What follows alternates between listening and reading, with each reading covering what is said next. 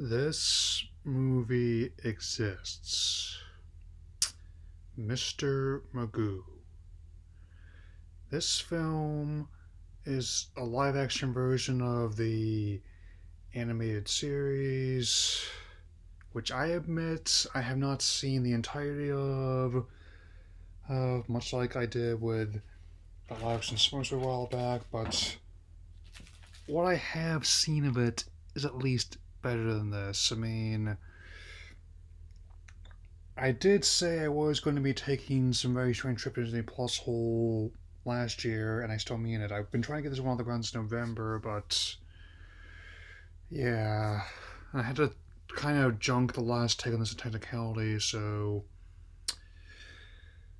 let's get this going. Anyway, this film stars Leslie Nielsen in the title role of Magoo, who he visually impaired visual magnate who, through a series of coincidences, is mistaken for a jewel thief of Kurdistan in relation to real life Kurdistan.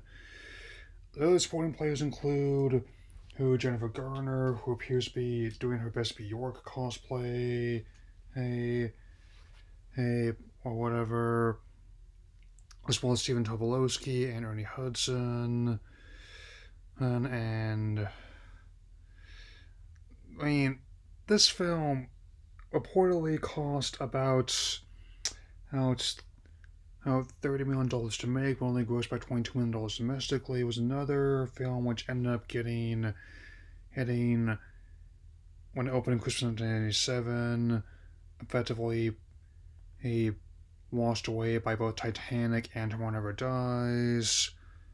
It's just really it's one thing to do this premise as with with an animated short, but for a live action feature length film, not so much. And even though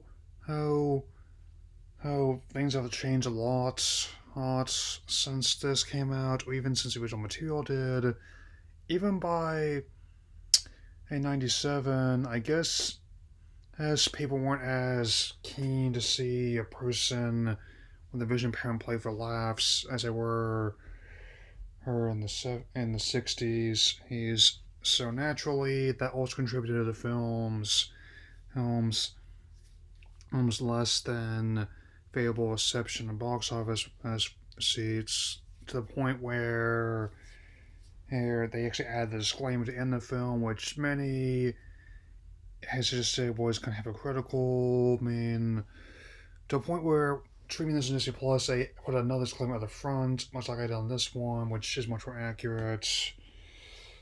And I'm not entirely sure who thought it was a good idea to cast Garner as some foreigner or some of the other supporting players, like they have Malcolm McDowell playing someone in this movie as well. Is this Austin Powers? What's going on, man? So as you can tell, I would have been 5 years old when this movie first came out, and when you can't hold a 5-year-old's attention and for an hour and a half, there's no hope for you, basically. In fact, I didn't see it then. My reaction was just less haha and more, I'm 5 years old, and what is this? Anyway, I thankfully have my review of Wonder Woman 84 ready to go. We should see it tomorrow for a spoiler review. And definitely want to get this out of the way for the next episode of WandaVision streams on Friday. So as well as the Resident Evil showcase on Thursday. So that'll be all for now. And if you want to see a good example of Leslie Nielsen slapstick, don't watch this. Just rewatch Airplane on the Naked Gun trilogy, which are one of my favorite comedies. So, later. Mm-hmm.